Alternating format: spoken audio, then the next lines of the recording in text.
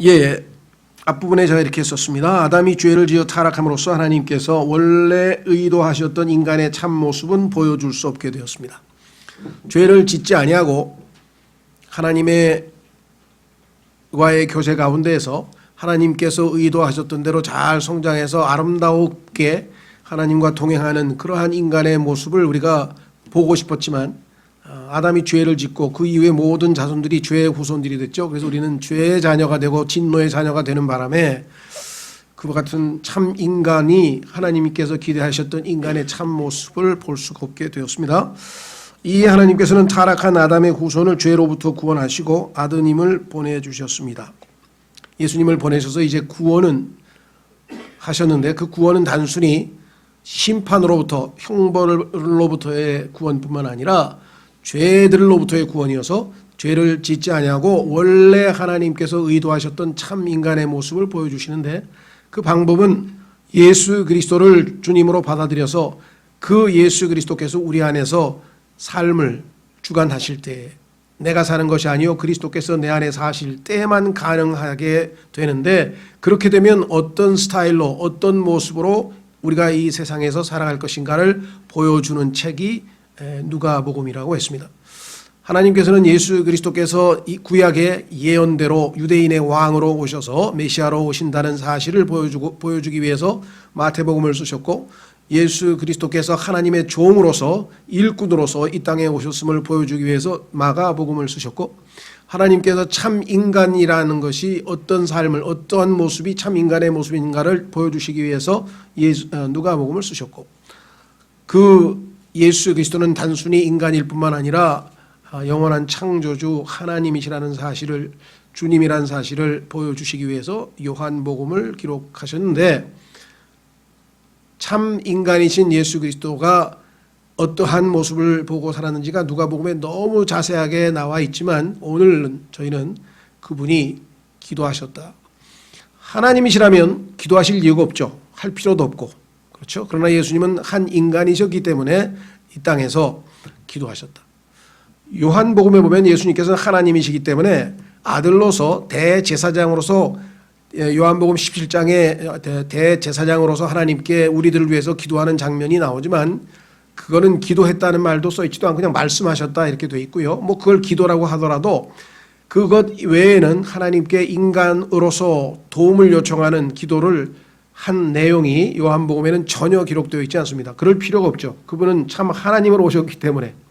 그러나 누가복음은 공생애, 물론 예수님께서 이 공생애를 30세에 돼서 전적으로 이제 하나님이 맡기신 공적 생애를 시작하기 전에도 늘 기도하셨어요. 왜? 죄를 지으신 적이 없고 율법에는 하루에 3번 기도하도록 되어 있기 때문에 아침, 점심, 저녁 그렇게 늘 기도 생활을 해왔지만 이제 그 기록은 성경에 나와 있지 않고 예수님께서 공적인 생활을 하시는 첫 발걸음을 내딛는 순간 즉 침례로부터 시작해서 이제 기도 생활이 시작됐고 마지막 죽음에 이르기까지. 그래서 우리는 예수 그리스도께서 어느 중요한 더 많이 기도하셨겠지만 10번의 중요한 그 모멘텀 순간 소위 말하면 카이로스라죠.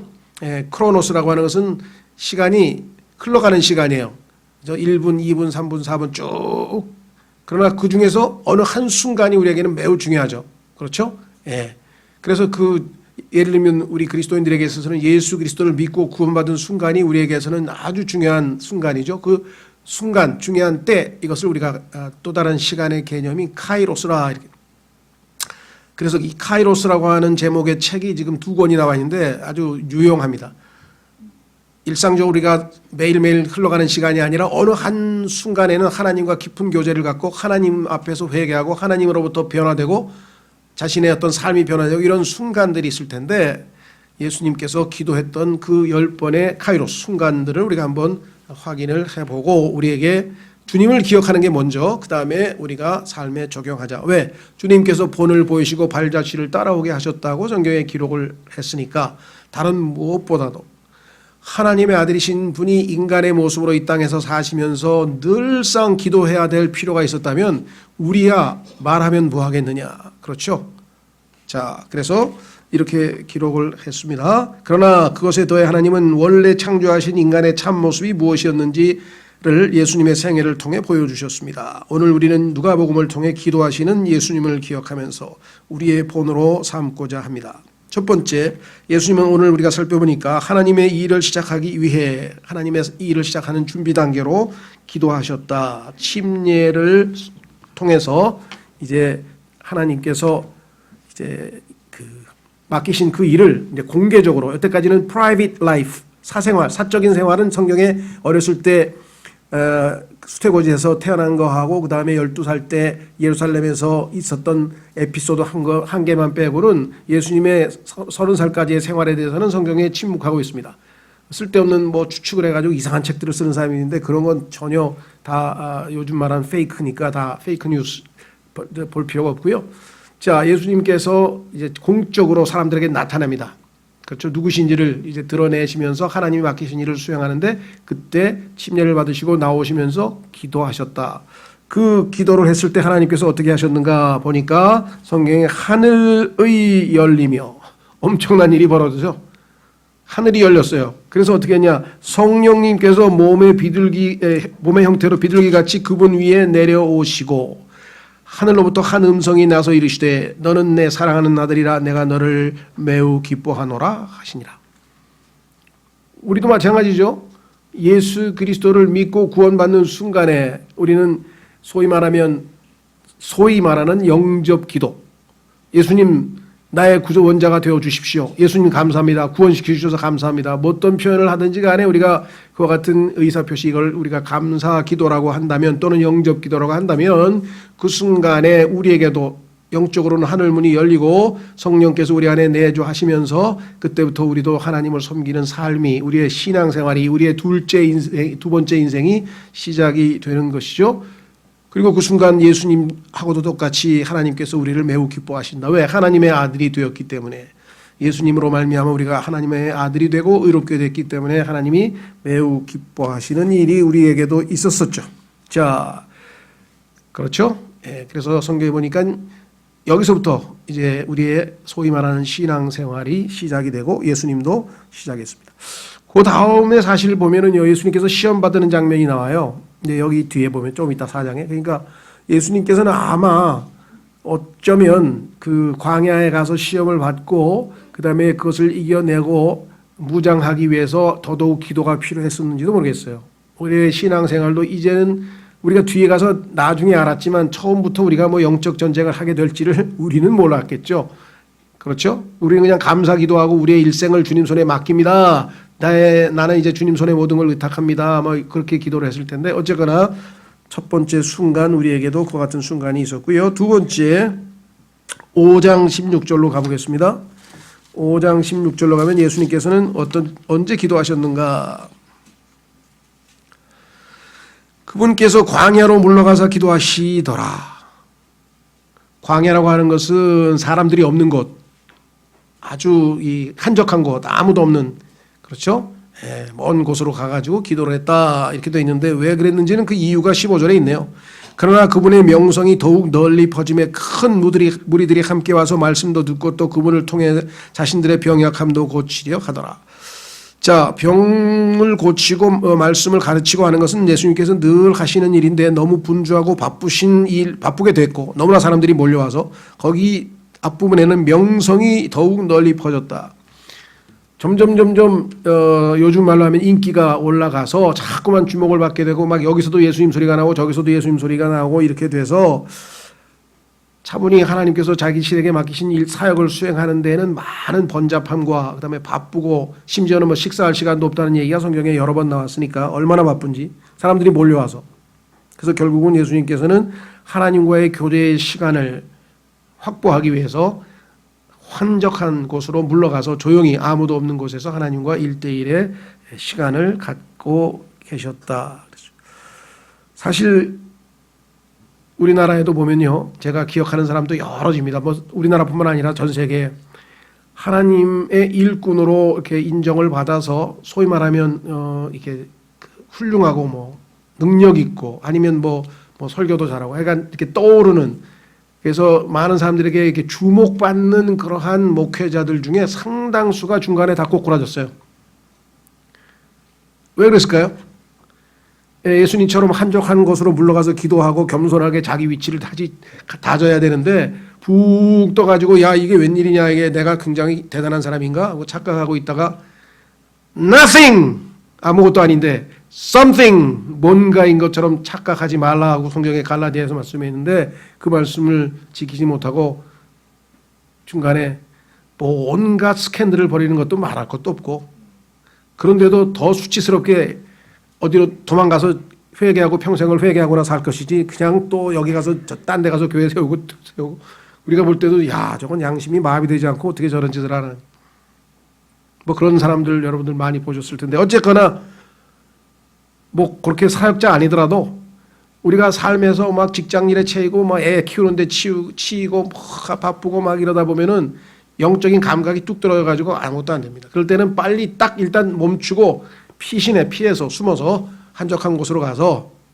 그래서 어떤 사람 뭐 한적한 곳이 어디 있냐 뭐 찾으면 있죠. 어떤 사람 뭐 버스 타고 뭐 기도원 가는 사람도 있고 뭐 기도원을 가든지 아니면 어디 산속으로 가든지 어디로 가든지 아니면 뭐 가까운 동네 어디를 가든지 그건 자기가 할 일이고 세상과 구별되어져서 하나님과의 1대1의 시간을 반드시 가져야만 이 땅에서 영적으로 우리가 이겨낼 수 있는 신앙생활을 하지 그렇지 않으면 다 가라앉아 버리는 것이 아담의 속성이라고 하는 것을 우리는 뼈저리게 체험을 해서 잘 압니다. 하나님의 아들이셨지만 물론 인간이시지만 그 예수님께서도 그와 같은 삶을 습관화하셨다면 우리에게는 무슨 말을 더 할 수 있겠는가 그렇죠? 자 그래서 우리는 세상으로부터 구분 뭐 낄 때 끼고 빠질 때 빠지라면서요. 그러니까 상황 잘 봐서 빠져야 될 것 같으면 빨리 빠져서 어디 다른 데로 숨어버리세요. 괜히 엉뚱한 데 끼어들어가지고 에너지만 다 낭비하지 마시고 자, 세 번째 6장 13절로 가셔서 예수님께서는 언제 기도하셨느냐 12제자들을 이제 사도로 부를 때 13절 날이 밝음에 그분께서 자기 제자들을 부르사 그들 중에 12를 택하시고 또한 그들에게 사도라는 이름을 주시니라. 자, 그 직전에 뭘 하셨나가 바로 그 위에 있죠. 그 직전에 12절 그 무렵에 그분께서 기도하러 산으로 들어가사 밤새도록 하나님께 기도하시니라. 이게 뭔가 아주 중요한 일이기 때문에 예수님께서는 산에 올라가셔서 밤새도록 기도하신 다음에 미루어뒀던 결정을 내리셨는데 12를 뽑는 것이었죠. 그 12명을 통해서 온 세상에 복음이 전파되는 것이죠. 물론 중간에 한 명은 바뀌었죠. 어떤 분들은 그렇게 열심히 기도하셨는데 왜 유다를 뽑으셨을까? 그건 신비죠. 그건 모르죠 우리가. 다 이유가 있겠죠. 제 개인적으로 보면은 유다를 안 뽑았으면 구약 성경이 예언이 성취가 안 되지. 그거 한 가지만 보더라도 너무나 해안이 밝으신 거죠. 성취를 하나 될 사람을 뽑아야 되죠. 어쨌거나 자 중요한 거는 우리가 예수님은 가장 중대한 일 하나님께서 이 땅에 뭐라 그랬어요? 교회를 세우시기 위해서 예수님을 보내서 예수님께서 내가 교회를 세우겠다는 말씀을 하셨는데 그 토대를 마련하기 위해서 이제 사도들 보낼 자 성경이면 아버지께서는 예수님을 보냈다. 그래서 예수님의 이름이 사도입니다. 예수님의 타이틀 중에 하나가 대문자로 사도 대문자 굵은 글씨로 사도이면 우리 예수님의 제자들 중에서 70여 명 됐었는데 그 중에서 12명만 딱 골랐는데 누구를 골라야 될지를 결정해야 돼 쉽지 않죠. 예. 자, 그래서 우리는 꼭 제자를 뽑을 뿐만 아니라 사도를 뽑을 때뿐만 아니라 중대한 결정을 해야 될 때가 많습니다. 우리 인생에 그렇죠. 뭐 작게는 중학교 어떻게 가야 될 것인가, 그렇죠? 대학교는 무슨 과를 가야 될 것인가. 그다음에 직업은 뭐로 해야 될 것인가. 그다음에 결혼은 누구랑 해야 될 것인가. 그다음에 내가 하나님께서 나에게 원하시는 게 무엇인가. 뭐든지 간에 하여간 가장 중요한 결정을 내릴 때는 우리가 주님의 위로부터 내려오는 순수한 지혜가 필요하다. 그래서 야고보서 1장에 보니까 하나님께서는 후히 주시고 꾸짖지 아니하시니까 지혜를 구하라. 그렇죠? 그럴 때가 많죠. 우리가 하나님의 지혜를 필요로 할 때가 있습니다. 그래서 그 지혜를 얻기 위해서 하나님께 최선을 다해서 기도하셨죠. 제가 기억하고 있는 분 중에 참 대단하다. 참 그렇게 그런 분들이 뭐 여럿 있지만 그 중에 기억나는 게 갈보리 채플의 그 척 스미스라고 하는 목사가 있었는데 초창기에 하여간 한번 사역을 다 망가뜨려 버리고 하나님 앞에 새 출발해 가지고 두 번째 사역을 할 때 이제 많은 사람들이 이제 몰려와서 점점 사역이 확장되어 가는 와중에 뭐 상황이 그 일반 건물을 빌려서 예배당으로 쓰다가 도저히 안 되겠어서 예배당을 지어야 되겠다 이렇게 이제 마음을 먹었는데 아마 당시에 비용이 한 100만 불 들어갔나 좀 들어가나 봐요. 뭐 지금부터 오래됐으니까 뭐 한 50년 전이니까 그렇게 해서 기도를 열심히 했겠죠. 하나님 이 사람들을 다 수용하려면 뭐 예배당 이렇게 해서 뭐 예산해 보니까 100만 불은 최소한 있어야 되겠습니다. 근데 어느 날 갑자기 어떤 한 사람이 찾아오겠다고 연락이 왔어요. 그래서 만났어요. 그랬더니 지갑에서 수표를 딱 하나 꺼냈더니 100만 불입니다. 예배당 건축에 쓰십시오. 여러분 같으면 어떻게 했습니까? 할렐루야! 응답받았구나. 너무나 당연하지 않으세요? 나 같으면 그러겠네. 근데 이 사람은 뭐라 하냐면 순간적으로 아마 느헤미야 기도를 했나 봐. 하나님 이거 받아도 되는 겁니까? 그러면서 내가 내 주님께서 이것을 받아도 되는지 허락하시는지 하루만 기도할 테니까 내일 이 시간에 다시 한번 찾아와 주십시오. 돌려버렸어요. 그리고 딱 기도했어요. 하나님 이거 받아도 되는 돈입니까? 받지 마라. 그런 마음을 주시는 거예요. 왜냐? 저 돈을 받으면 저 사람은 그 돈을 믿기로 해서 너에게 자꾸만 이것저것 요구해가지고 네가 저 사람 종이 될 테니까 내가 알아서 다 해줄 테니까 받지 마라. 그런 마음을 주시더래요. 위로부터 지혜를 주신 거죠. 그래서 딱 한마디 해서 제 주인께서 받지 말라고 하셔서 죄송합니다. 성의는 감사한데 이번에는 받지 않겠습니다. 그리고 나서 하나님께서 다른 방식으로 100만 불을 채우셔서 교회 예배당은 다 지었고요. 이거 기도 안 했으면 어떻게 됐겠어요? 그냥 사역 내내 이 사람에게 종로로 다는 거예요. 나중에 뭐 뻔하지 스토리가. 그런데 그 순간에 그렇게 기도를 하는 순간 하나님께서 지혜를 주셔서 그렇게 지혜로운 결정을 내렸다. 야, 우리나라에는 이런 목사 안 계신가? 많이 계시겠죠. 제가 읽은 책이 외국 책이어서 그러니까 뭐 어쩔 수 없는 얘기지만 어쨌거나.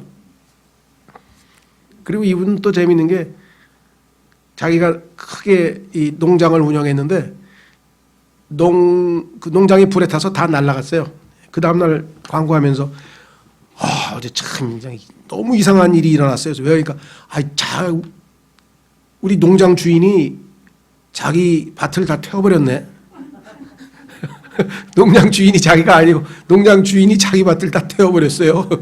그렇게 얘기를 하는 걸 보면 야, 참 확실히 주님과 동행하는 사람이다. 자, 네 번째 9장 18절로 가겠습니다.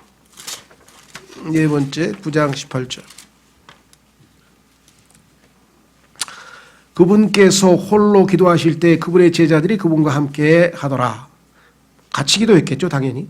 그분께서 그들에게 물어 이르시되 사람들이 나를 누구라 하느냐 하시니 그들이 대답하여 이르되 침례자 요한이라 하나 어떤 이들은 엘리야라 하며 다른 이들은 옛 대언자들 중에 하나가 다시 일어났다고 하나이다 하며 그분께서 그들에게 이르시되 그러나 너희는 나를 누구라고 하느냐 하시니 베드로가 대답하여 이르되 하나님의 그리스도이시니이다 하며 그분께서 그들에게 엄히 명하사 아무에게도 그것을 말하지 말라고 명령하시고 이르시되 사람의 아들이 반드시 많은 일들로 고난을 당하고 장로들과 수제사장들과 서기관들에게 버림받아 죽임을 당하며 셋째 날 일으켜지리라 하시니라. 자, 예수님께서 기도하신 이유가 있겠죠. 그것은 뭐냐? 제자들에게 자신이 누구인지 이제 계시하실 때가 됐어요. 이제까지 예수님의 제자들은 예수님이 누군지도 확실하게 모르고 따라다닌 거야. 막 기적을 베풀고 구약의 그분 아니냐? 그분 같은데 뭐. 그래서 드디어 예수님께서는 자신이 십자가로 가셔서 하나님께서 맡기신 구속의 사역을 완성하셔야 되기 때문에 그 십자가로 가신다는 사실을 밝히기 전에 자신이 누구이신지를 확실하게 계시하셔야 될 필요가 있었겠죠. 그래서 제자들이 영안이 띄어져서, 그러니까 영적으로 눈이 안 띄어지면 알아듣지를 못하잖아요. 깨닫지를 못하잖아요. 그래서 여기 보시면 제가 이렇게 썼습니다. 제자들은 예수님의 기도 후 영안을 뜨게 됩니다. 비로소 이분이 인간의 몸을 입고 있지만 참 하나님이시구나. 라는 사실을 드디어 알게 됐죠. 그제서야 예수님께서는 제자들에게 뭐예요? 자신은 십자가로 갈 것이다. 알려주시는 거죠. 만약에 이분들이 이 사람들이 예수님이 누구인지도 정확하게 모르고 십자가로 한 인간이 자신의 스승이 죽었다면 끝까지 죽기까지 따라가겠습니까? 그건 아니겠죠. 그렇죠? 그래서 예수님은 자기 자신을 계시하심으로써 제자들이 자신이 누구이신지를 알게 하시고 그 다음에 이제 가야 할 길이 십자가의 길이라는 사실을 분명하게 알려주신 것을 우리가 확인했죠. 다섯 번째 9장 28절로 그 바로 조금 더 가시면 이 말씀들을 하신 뒤 여드레쯤 되어 그분께서 베드로와 요한과 야고보를 위해 취해 데리고란 말이죠. 취해란 말은 데리고 취해 기도하러 산에 올라가시더라. 그분께서 기도하실 때 그분의 얼굴 모습이 변하고 그분의 옷이 희게 되어 눈부시게 빛나더라. 보라 두 사람이 그분과 이야기하는데 그들은 모세와 엘리야더라 하면서 중요한 얘기를 했어요. 31절 그들이 영광 중에 나타나서 앞으로 그분께서 예루살렘에서 이루셔야 할 그분의 별세에 관하여 말하였으나 구약 성도들에게 유일한 관심은 뭐냐? 자신들이 지금 지하에서 임시 거처에서 그걸 우리가 파라다이스 우리가 뭐라 그래요? 낙원이라 그랬죠? 그리고 아브라함의 품이라고도 이름을 붙였는데 그곳에서 지금 대기 상태에 있는데 언제 우리가 하늘로 갈 것인가?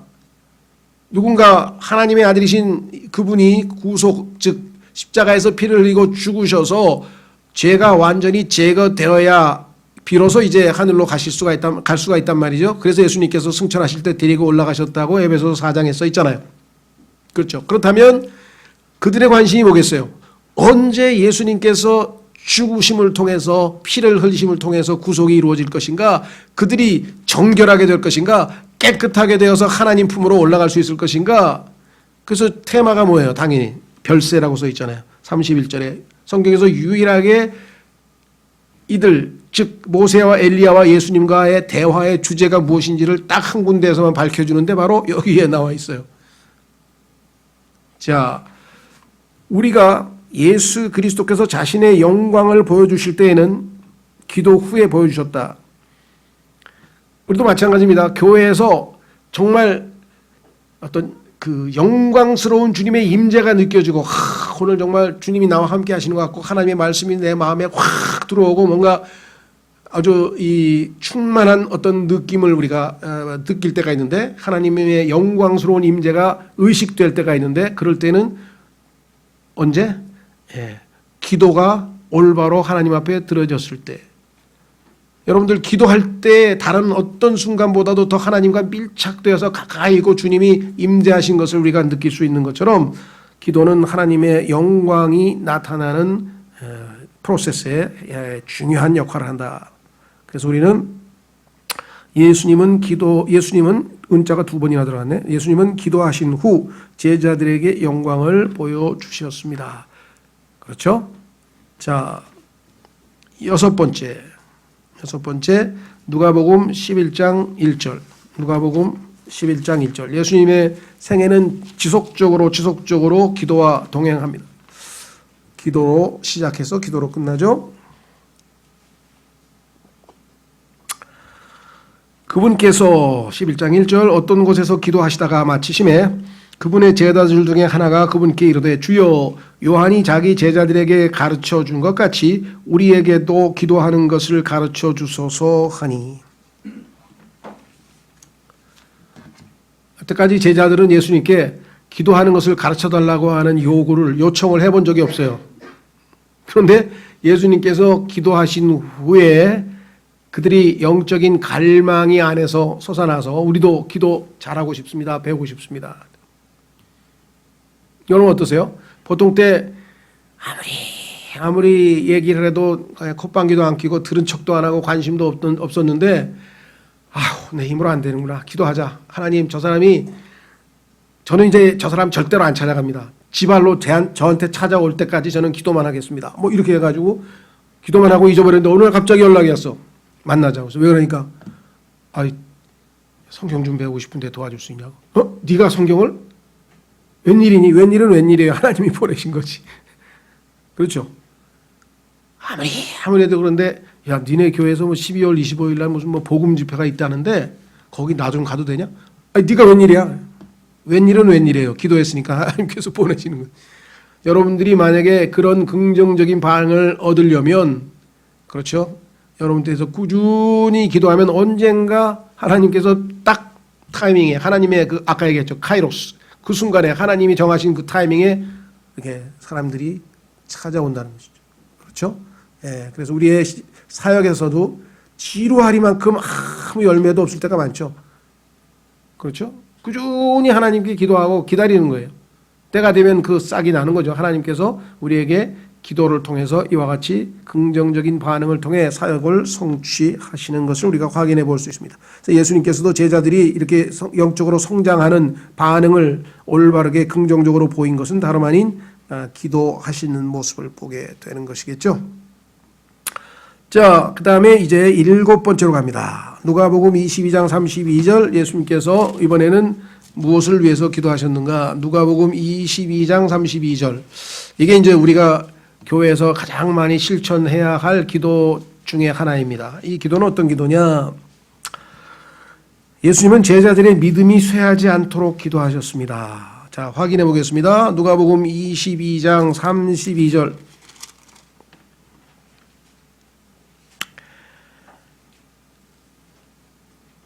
이렇게 얘기했습니다. 내가 너를 위하여 내 믿음이 쇠하지 않도록 기도하였은즉 너는 돌이킨 뒤에 내 형제들을 강하게 하라 하시니. 하나님께서 베드로를 통해서 사역해야 될 많은 사람들이 있어요. 형제들을 강하게 해줘야 되는데 이 베드로 자체가 문제야 지금. 예수님이 사용하실 도구 자체가 지금 문제죠. 그래서 끊임없이 예수님께서는 그를 위해서 기도해 주시는데, 앞서서도 보니까 뭐 좌충우돌 여러 번 믿음 생활에 있어서 실패하는 것이 베드로의 모습입니다. 특히 베드로의 실패가 성경에 가장 많이 기록되어 있어요. 그렇죠? 말코의 코가 아니지, 귀를 자른 장면도 나오고, 예수님을 부인하는 장면도 나오고, 그냥 예수님 십자가로 가시면 안 된다고 그럼 예수님을 성경에 보니까 꾸짖었어요. 예수님께 막 꾸짖는 장면도 나오고 좋은 면도 있지만 우리가 볼 때는 그런 면들이 많이 있어서 베드로가 자주 믿음에 실패하고 무너졌는데 꾸준히 예수님께서는 기도하고 계신다. 히브리서 7장으로 한번 가보겠습니다. 거기에 예수님께서 중보자로서 어떻게 계속해서 우리들을 위해서 중보 기도를 하고 계시는가. 히브리서 7장 25절.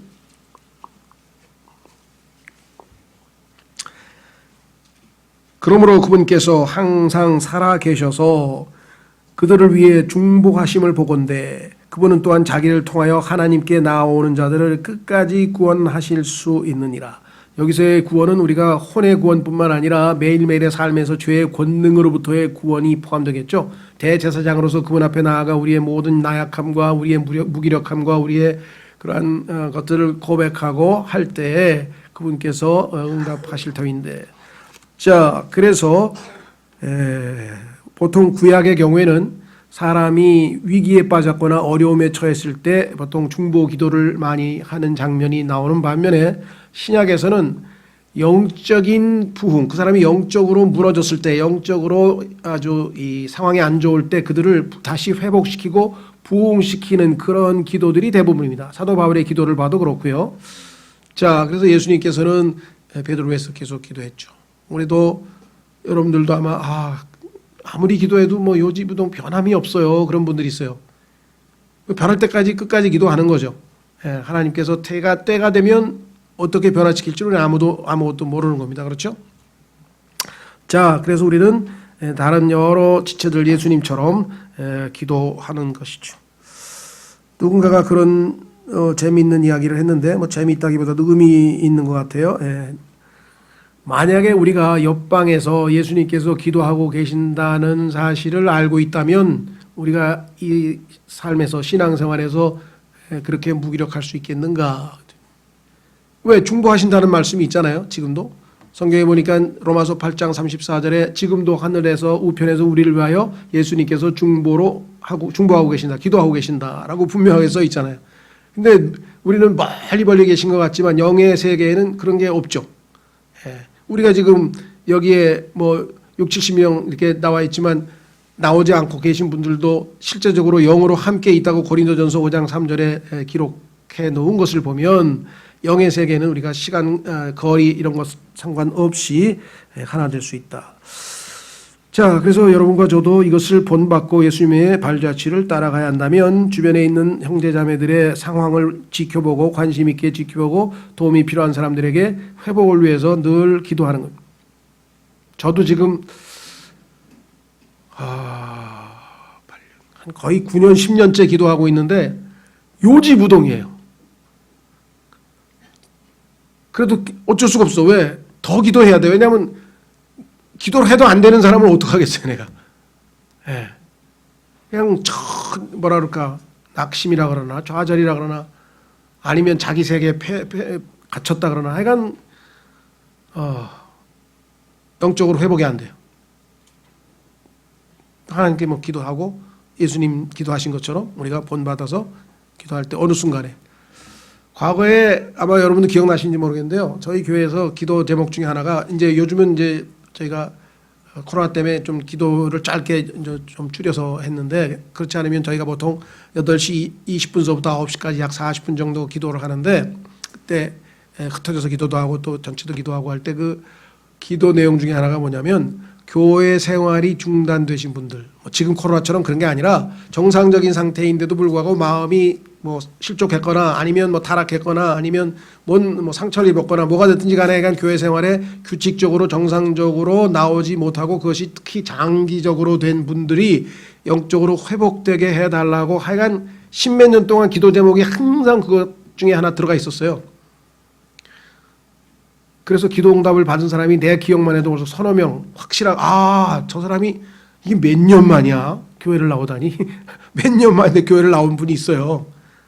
안타까운 것은 나와서 한 두세 번이나 또 가더라고요. 그래서 자, 기도를 계속 해야 되는 건데 중단해서 그런가. 하여간 우리가 뭐가 됐든지 간에 다른 주변의 지체들의 실망하지 말고, 그죠? 예수 그리스도께 계속해서 기도하자. 8번째, 예수님은 하나님의 뜻에 순종하기 위해 기도했습니다. 성경에 나오는 가장 유명한 기도가 바로 이 겟세마네에서의 기도죠. 확인해 보겠습니다. 누가복음 22장 41절. 누가복음 22장 41절에 그 유명한 내 뜻대로 하지 마옵시고 아버지의 뜻대로 해달라라고 하는 겟세마네에서의 기도가 있죠. 자, 39절부터 보시면 그분께서 나가사 늘 하시던 대로 올리브산으로 가시매 그분의 제자들도 그분을 따라갔더니 그분께서 그곳에 계시면서 그들에게 이르되 너희가 시험에 빠지지 않게 기도하라 하시고, 기도 안 했죠. 그래서 시험에 빠졌습니다. 이 말씀 안 들으면 시험에 빠질 수밖에 없어요. 저도 요즘에 시험에 빠질 때마다 기도를 안 해. 시험에 빠지지 않게 기도하라 했는데 기도 안 했구나. 자, 하시고 그들에게서 물러나 돌을 던지면 닿을 수 있는 곳으로 가사 무릎을 꿇고 기도하며. 이건 보통 기도가 아니에요. 물론 예수님께서는 뭐 항상 무릎을 꿇으셨는지 어쩐지 모르지만 여기에서 무릎을 꿇고라고 하는 말을 굳이 강조해서 한 것은 이게 엄청나게 간절한 기도라는 것을 우리에게 보여주죠. 이르시되 아버지여 만일 아버지의 뜻이거든 이 잔을 내게서 옮기시옵소서. 이 잔은 구약 성경에 보면 진노의 잔이라고 그랬어요. 하나님의 진노의 잔. 이 잔을 내게서 옮기시옵소서. 그러나 내 뜻이 아니옵고 오직 아버지의 뜻이 이루어지기를 원하나이다. 생명을 잃더라도 아버지의 뜻이 관철되기를 원한다. 이것은 필사적인 기도죠. 필사적인 기도. 그래서 히브리서 5장으로 가보겠습니다. 이 히브리서 5장에 가면 이 기도에 대해서 성경에서 따로 설명을 했어요. 이 기도는 어떤 기도였는가. 히브리서 5장에 가시면 이렇게 기록을 했네요. 7절. 겟세마네에서의 기도를 히브리서 5장에서는 이렇게 보완 설명을 했습니다. 7절. 그분께서는 친히 육체로 거하던 때에 자기를 사망으로부터 능히 구원하실 분에게 강렬한 부르짖음과 눈물로 기도와 간구를 드리셨고 또 친히 두려워하셨으므로 하나님께서 들으셨느니라. 어떻게 기도했습니까? 여기서 강렬한 부르짖음과 눈물로, 강렬한 부르짖음과 눈물로. 자, 여기에 보시면 어떤 분들은 그런데 예수님 왜 죽었어요? 예수님께서 육체적으로 죽지 않게 해달라고 기도한 게 아니고요. 그러면 하나님의 뜻이 안 이루어지는데, 사망, 저 지하에 있는 사망의 권능으로부터, 그렇죠? 예수님께서는 사망의 열쇠를 열고, 지옥의 열쇠를 열고 사망의 권능에서부터 벗어나서 부활 승천하셨잖아요. 그렇죠? 하나님의 응답이죠. 자, 다시 돌아오셔서 우리도 이 땅에서 살 때 정말 결정적으로 이제 모든 걸 다 내려놓아야 될 그런 순간에는 뭐 금식, 무릎 꿇고 뭐 울부짖고 뭐 그렇죠. 예수님의 이 기도는 정말 모르겠어요. 제가 목격한 거는 실제로는 목격을 못했고, 낮은 대로 임하소서인가 그 영화 제목이, 그러니까 주기철 목사님이 일제시대에 하여간 그저 심사참배 반대하다가 잡혀가서 이제 막 그 고초당할 때 그 기도하는 장면이 나왔는데, 이름도 나하고 똑같은 사람이네. 신영균이라고 하는 배우가 막 나무를 붙들고 막 통렬하게 기도하는데 막 그 장면이 아직도 지금 저렇게 기도했구나. 뭐 영화가 딱 맞다는 얘기는 아니지만 그렇지 않고서야 뭐 견딜 수가 있겠어요. 그 일제시대의 그 감옥에서의 그 고문을, 그리고 끝까지 순교할 수 있도록 인내를 주신 것은 기도겠죠. 자, 그래서 우리도 정말 내 뜻이 아니고 하나님의 뜻에 완전히 순종해야 될 어느 한 순간에는 정말 이렇게 처절하게 기도해야 될 필요가 있다. 아홉 번째, 누가복음 23장 34절 조금 지나면 넘기시면 예수님은 원수들을 용서해 주시라고 기도했습니다. 이 기도가 정말 우리가 배워야 할 기도가 바로 이 기도네요. 누가복음 23장 34절에 이렇게 기도하셨습니다. 23장 34절에 그때 예수님께서 이르시되 아버지여 저들을 용서하여 주옵소서. 자기를 죽이려고 하는 원수입니다. 예수님은 원수를 사랑하라, 그건 말로만 하신 게 아니라 예수님은 실천했어요. 그죠? 사람들은 말하는데 그 말이 실천이 안 되죠. 그건 말 장난에 불과한 것이에요. 인간이 한 말은. 그러나 하나님은 말씀하시면 그대로 그게 리얼리티, 실제예요. 실제. 아버지여 저들을 용서하여 주옵소서. 저들은 자기들이 하는 일을 알지 못하나이다 하시더라. 자, 그리스도인에게 있어서도 성경에 보니까 하나님께서 예수님을 통해서 우리를 용서하신 것 같이 너희도 용서하라. 그렇죠? 자, 에베소서 4장으로 가보겠습니다. 에베소서 4장에 보시면 여러분과 제가 해야 될 가장 핵심적인 실행이 뭐냐? 죄 용서받았다고 그냥 할렐루야하고 막 기뻐하고 하늘나라 간다고 기뻐하는 사람들이 다른 사람은 용서를 안 하면 어떻게 된 거예요? 제가 예전에 구원받고 나서 너무나 놀란 경우가 있었는데, 어떤 분이, 그것도 목사예요. 나하고 교제하고 뭐 얘기하다 갑자기 자기는 눈에 흙이 들어가는 순간까지 절대로 자기 조카를 용서를 못 한다는 거야. 그래서 옛날에 그랬는데 지금은 이제 구원받고 나서 용서한다는 뜻이구나. 당연히 또 그런 줄 알았더니 아니야. 지금 현재 자기는 죽어도 용서를 못 한다 해서, 그럼 예수님은 한테 용서는 왜 받으셨나 싶어가지고 말도 못하고 뭐 지금도 생각이 나요. 그리스도인의 입에서 나는 죽어도 용서를 못 한다는 얘기가 천연덕스럽게 나와가지고 아마 그래서 사람들이 저 사람 진짜 구원받은 거예요? 하고 물어보는 것 같아. 자, 에베소서 4장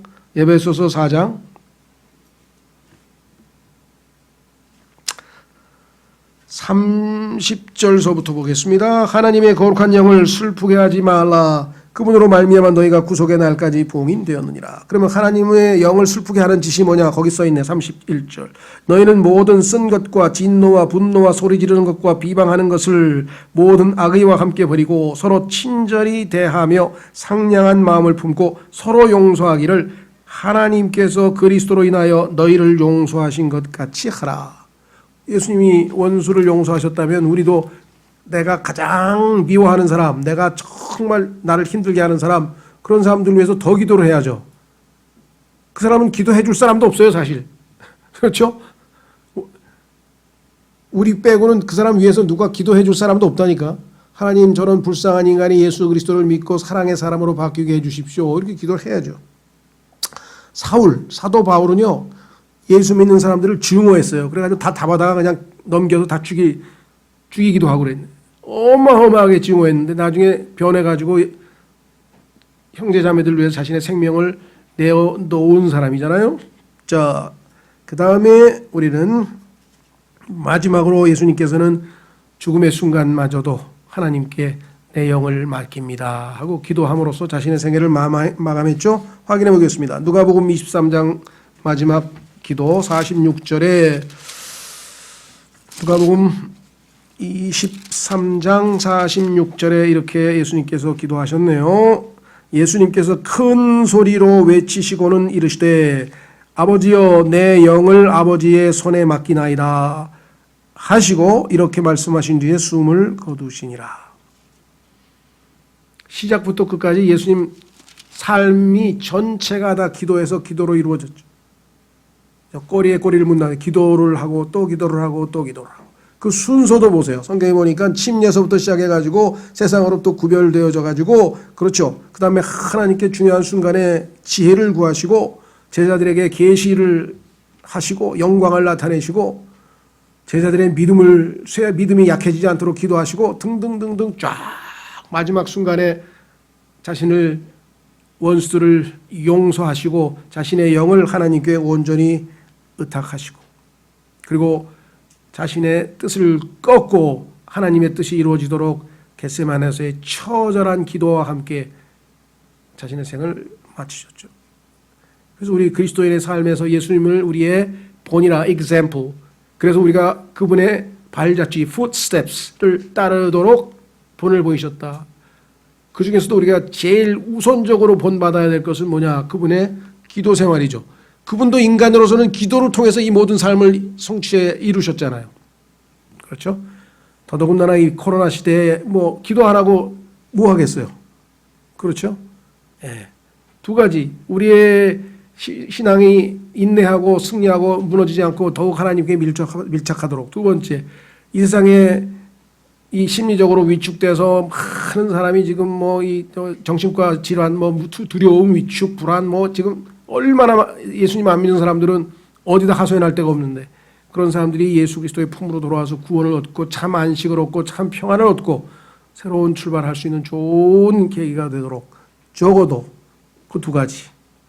그 다음에 빨리 코로나가 종식돼서 우리가 다 같이 함께 모일 수 있는 날이 속히 올 수 있도록 적어도 이 세 가지는 매일매일 기도하시는 여러분과 제가 되었으면 좋겠습니다. 시간 다 같이 이를 위해서 기도하겠습니다.